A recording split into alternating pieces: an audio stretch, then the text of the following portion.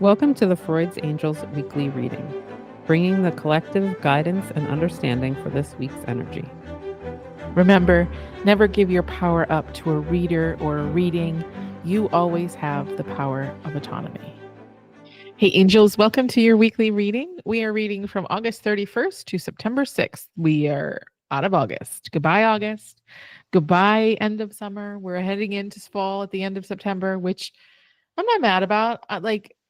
I think I found myself excited for fall. Like, I don't get excited for the seasons because I lived in Arizona and there is like 2 weeks of fall and 2 weeks of spring, and then it's either hot or really hot. Like, there's really kind of little in between in Arizona. And then in Vancouver, it was like hot for like a month and then it's like rainy and cold the rest of the time. So there's no real seasonal thing. But here, with the humidity and the heat the way that it's been, it's like, oh, I'm looking forward to fall.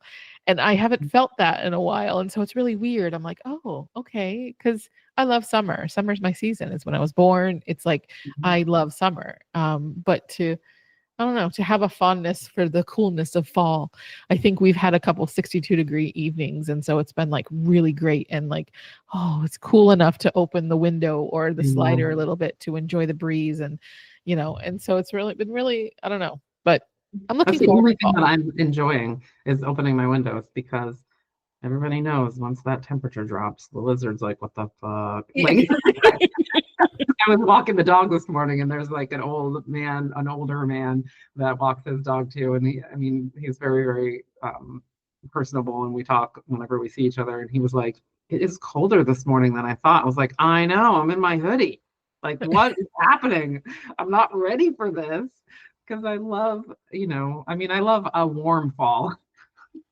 Like, I'm right now, like, South Carolina fall is my favorite fall thus far, because it's still super warm. 70 degrees, 70s, 80s, right. Like, you're still up there. Yeah, like I miss apple picking and stuff like that. And that's why last year I went up for my birthday to New Jersey so I could do some fall stuff. But I remember even then going up and being like, it's cold. Like, I want to do this in warm, but I get that that's not how it happens. Like, you're not going to, the apple trees aren't happening there. Like, and then you move north into Kentucky, and then you get the winter of all winters. Yeah, absolutely. And according to the almanac, we might have another one. I was like, do you want me here, Kentucky, or not? Like, what's this? Well, same here. The Carolinas are supposed to be hit with a really wet, cold winter. So I don't know that we're going to have much different than you are. So yeah. Oh, anyway, crazy. All right, let's talk about the mermaids. What are they sharing with us this week? The mermaids are punching me in the face, as per usual. So the waiting card came out. Oh, yeah, it can go right to hell. No, thank you. Yeah, so like, patience sucks. I know it. I'm not good at it. The waiting card today feels like it is talking about that, like, of your relationship with waiting, your relationship with your saboteur, and your alchemist, right? Like that's been a big thing that I've been talking about with myself. I've got my sticky note here, like, who's in charge? Are we doing alchemy right now? And that's, where we're coming from, or are we pushing and trying to force things and doing self-fulfilling prophecies with our saboteur? Because my saboteur is so sneaky. Like, she makes a lot of sense a lot of times, so I follow her. But waiting, there's so much sacredness that comes from waiting that I feel like the card is asking us to do. And, again, punch me in the face specifically, because I need to sometimes sit with things and, feel the full range of emotions that go from waiting, right? Because I tend to close the door and open the next one, right? Because I am ready. I'm always ready. Whenever I close the door, I'm ready to close the door and I'm ready to open the next one. And I'm in a space right now where that's not even like possible. Like, I legitimately cannot do it. Like, I've tried, because my saboteur, again, she makes so much sense. I'm like, yeah, let's do that. And then I'm like, I can't do it. It makes me sick. I don't want to do it. And I'm like, oh no, now I'm going to have to just sit. I'm going to have to sit and wait until until, right? Like, and there is, and that's a until ellipsis. There's nothing really after that. And that to me is where the power is, to let things come to you, right? Like to call things in instead of just running towards something, right? Because then we miss the opportunity to see what we don't see in front of us, right? Like, so that waiting is more than just patience, which is, again, the word that I don't like. It is allowing things to come to you. It's like when you're fishing, which I don't do, but when you're fishing, you like sit there, like you're not driving your boat and just dragging with nets. That's not fishing like the way that people, enjoy fishing. You have to just sit and throw out your line and wait for the bite and do things in the meantime, and you might see nature and you might see other things. And that's what I feel like the card is saying. And the mermaid, she's sitting right on the edge of a cliff. She's in contemplation. She's good. Like, she's watching the waves and the sun. It's a very beautiful picture. And so she's not waiting anxiously. It's just that knowledge of it's coming, that belief, that knowledge of like, it's all good. It's going to be here. You don't have to force and run and chase and all that kind of stuff. And yeah, like it's definitely, I know, a message for me, like, because I just love to push. I love to be like, this is uncomfortable. How do I like make it less uncomfortable? Yes. Yes. And I think, the surrender card, it's surrender denial. Ah, and we're not talking a river in Egypt either.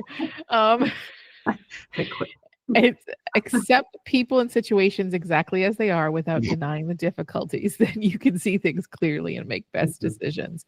Bullshit. That fucking sucks. No, I'm sorry. There's bullshit today. But I think with these two cards combined, if you think about it, like, we have to accept that we can't jump forward, or that we have to sit in the void. I shared a post from a person I follow, and she was like, in the healing and this journey of the self-healing, like, there's the void that happens between the realization and the work of the healing and the understanding and the forward movement. There's a void that happens, and we want action, and we want to take action and move forward, but we can't, because there's a process of decomp that's happening with all of who we were and what we were prior to the healing, and to step into that newest version of ourselves and to move forward. And sometimes if we don't let it go, it's not fully broken down enough for us to move forward with clarity, right? You move forward with remnants and the silly energy of the old, because you haven't given yourself time to allow that energy that you healed or worked through or understood or whatever your process was to decompose, to be part of the fertile soil that you're growing this new version of you, this new part of your life. And we're so, as a society, we're so wanting to not feel good. We're so desperate to feel better. And it's not wrong and it's not shameful, because I do it too all the time.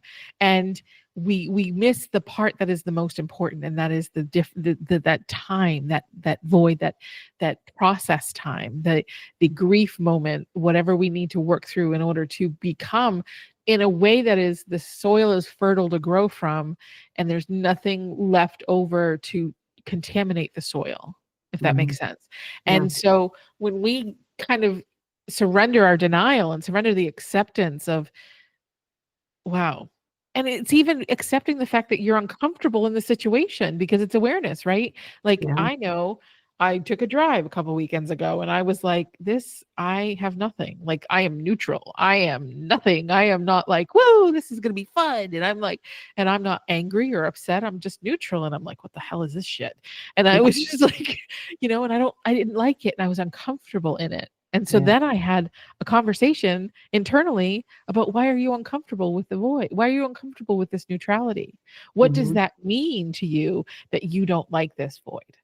And giving it its moment to say, because Because of a lot of reasons. A, because I feel like if I sit in the void too long, then I'll get stuck here. B, I've been told to always move forward and take action, and always, like, if I don't, I'm lazy, and then I'm not doing enough, and so on and so forth. So there's all of these conversations that the fear of the void, and not wanting the void, denying the need for it, is comes to awareness. It gives us more awareness of things we can heal in order to make forward movement in a very fertile soil. Yeah, absolutely. And it's funny that you're talking about soil, because I yesterday watched a documentary on regenerative farming and soil and all of that. So as you were talking, I was like, yeah, like I'm like literally envisioning the things that I learned yesterday about, the fertilization and the regeneration and, all of that kind of stuff, and the time it takes, and the proper fertilization, right? Yeah. Like, not just tilling up the land and throwing some stuff on top of it. Like, that's not proper. That's not sustainable. It's not what actually does the good work of sustainability versus just immediate results. Yeah. And it's funny that it's funny because I pulled two cards because we do two readings at once, but you said this a couple times, so I'm going to pull another card for the next reading, because the other card that had come out was acceptance. And I was trying to deny that it was coming out together. I was like, oh no, we'll deal with that on a separate level, but it just sounds like they all go together, like accepting what's going on, all of what's going on, not necessarily just the situation, but yourself and what you're doing and how you're doing it and what you're, where you're going, how you got there. It happens in that waiting, right? Like, the reason why I have repeated mistakes is because I don't sit in them long enough to learn the lesson, obviously, or I wouldn't continue to make the same ones. I'm missing things, right? Because I'm trying to move forward too quickly. And I'm not the feelings. certain things, right? Like, not accepting certain things about myself that I have to, in order to, morph them. You have to do that. So, damn it. Yeah. Oh my Really God. feeling awesome. I mean, I do. I mean, I feel good. I did a burn ritual last week that felt amazing. I actually have plans to do them more often, because I sometimes forget, and because I don't have the ability to use my fire pit where I'm at right now, it's like very difficult. But I can't do it any other way. I can't rip it up and put it in the toilet like some people do. It doesn't work the same. I need to do it like I need to burn. The burn is the thing. So I have my plan for how I'm going to have that be part of my regular, again, without getting in trouble at my apartment complex, because it was so freeing, and it helped me wait, and it helped me be in acceptance of me and situations and who I am and how I create things. And brought you clarity, right? And clarity in the reality of it. And guys, we're knee deep in Virgo season. If you want clarity, this is the season to get it, because Virgo is very clear and very direct and very like, this is the reality of the situation. What are we going to do about it? And we just, I hate to say this out loud, but Saturn just, was retrograding back into Pisces. Blech. So all you cardinal signs will get a break, and all us mutable signs are going into our villain era again, as we did in the beginning of the year. But here's the thing. We're ready for it. Right? Because when it went into Aries, not Mars. When it moved into Aries, well, it's like Mars, an automatic reaction. Aries, I'm like, throw up. Well, Mars rules Aries, so same thing. But when Saturn moved into Aries, and we all got this sigh of relief because of the intensity of it. We experienced the intensity and the energetic shift and the energetic upset. And so then we spent the last couple months in this place of really sitting with all that we experienced. And so now we're at a new level. We're at a new shift energetically. We're in somewhere different. We have skills now. And so even if some of those things, those repeating patterns show up again, we have the ability to cope with them. We have the ability to work with them. It doesn't mean it's going to be easy, but we have the skills we need. My hair is driving me crazy today. Sorry, guys. But I think he's watching me and I'm like, ugh, trying to get the hairs out of my face. And so I encourage you to surrender that denial about what is happening. Bring in that Virgo energy while Saturn is back in Pisces again, and really try to say to yourself, it is safe to find clarity, first of all, and to ask for that clarity. What is it I'm not seeing? What do I need to know? What do I need to know this second time around that I didn't see the first time around that I wasn't prepared to see? What discovery do I need to make so when this does go back into Aries again, when it goes direct, we have so much more power forward. We will be catapulted in. And this is like, I think it's in Pisces for the next 6-ish months-ish. I don't know exactly. You can go look it up. You guys can do that. You know how to Google. And so when we think about Saturn, Chronos, structure, discipline, think about your taskmaster, Chronos. I mean, I know many of you have worked in a place that Chronos was our timekeeping, like our check in and punch in and punch out. It's the rules, it's order. It's very Virgo-ish type of energy because Virgo loves order. But how can we use it? And I think it's when we deny its presence, we deny the presence of what we're feeling or the situation, is when it becomes hard for us to cope with. That's the issue, is that when we are not in acceptance of what is happening and we're denying it, then we're not resourcing ourselves to the tools and the energy we need to move through it. And I think that's the process of the Saturn, is that, we denied it back in the early part of the year. We're like, no, we put our blinders on and we're like, we don't want to see it. We don't want to see it. But over the last few months, when it was in Aries, we were like, oh, we have to see it. Oh, okay. All right. And you've had time to adjust. And now when things are brought into your focus again, now you have acceptance. You have the power of acceptance behind you because you know that you're able to see it for its truth. And so really stepping into that and owning it in a way that is self-empowering. Yeah, things suck. This last Mercury retrograde was a train wreck. I felt like it ran over me 7 times and it still came back again for another time. And I was like, what the hell is happening? But I knew in that moment, I'm like, look, this shit is hard and I'm not denying it's hard, but I know that there is things happening, that there is shifts happening with me, within me, outside of me, that are so necessary for what I'm asking for from the universe. I'm asking for things. I want to do things. I want to do workshops and teach courses. And I want to create this place people can go to for resource. I can't fucking do it if I'm still hanging on to all this old BS, man. I can't do it. If I'm so stacked with my schedule that I don't even have time to do my writing, then I certainly don't have time to do another workshop and teach more.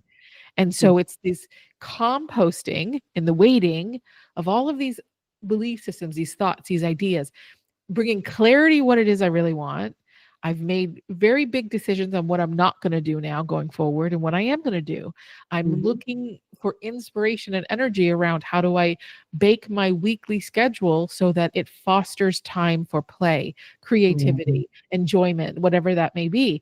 Even though Mercury sucked, it gave me what I needed in order to make those changes and shifts. The energy was there. And so I was hanging on by a thread, but I was using the energies like they're supposed to be used. And in a way so that at the end, while I felt like really tired, I was like, okay, I have clarity. I have clarity. I have understanding. I have knowledge of where I sit with this thing, this situation. And so that's what Saturn is going to help us do in Pisces, especially for us mutables. We're boundaries. We're talking boundaries. We're talking like realities. We're talking like sense of like, I don't fucking want to do this anymore. I don't want to do it. So what do I need to do to not do this anymore? How do I create life that I can do what I want to do and not do this anymore? Feeling that. I feel like this year I've just literally been dragged around by the cosmos, because I feel like every season I have been that sign. Like and like there's no control.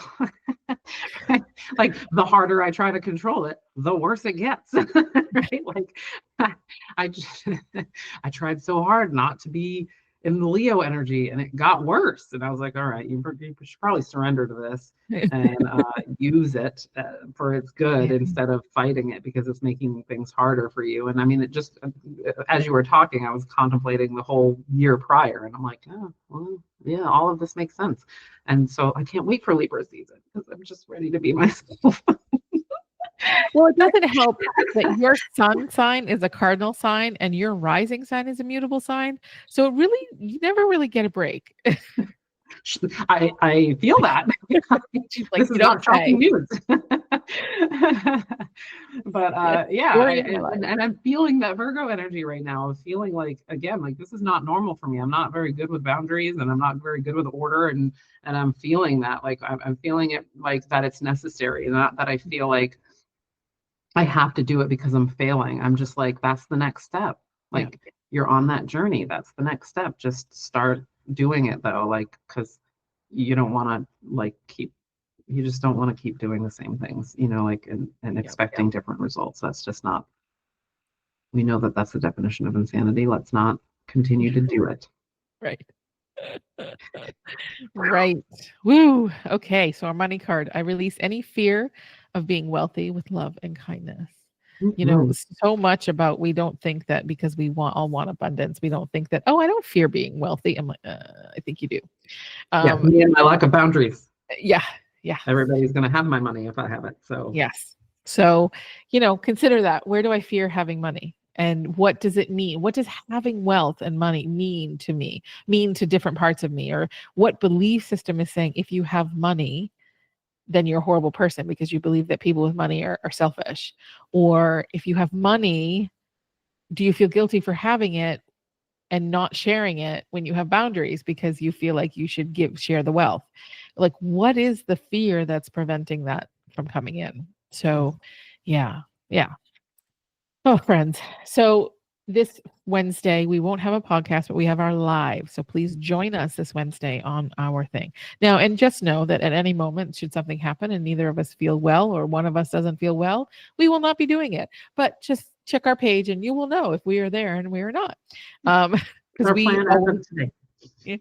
we always reserve the right to cancel, because we honor how we feel and what we do. And that, we think that's most important. So tune in next week. Our next weekly reading, we're going to talk about the eclipse. Because the eclipse starts on next Sunday. So we're going to talk about it. We're going to, not a lot, I'm going to give you enough information for you to go do your own digging and looking at your own chart and seeing what is happening, and really kind of being invested in knowing what energies are coming so you can use them to your advantage. So I hope you have a good week. We hope you have a good week. We hope that you are happy September, happy almost fall, man. So yeah, we'll see you next week. Take care, everybody. Thanks for listening. We hope we gave you something to support your journey. Check out our Facebook or Instagram page to connect with us. Have a great week.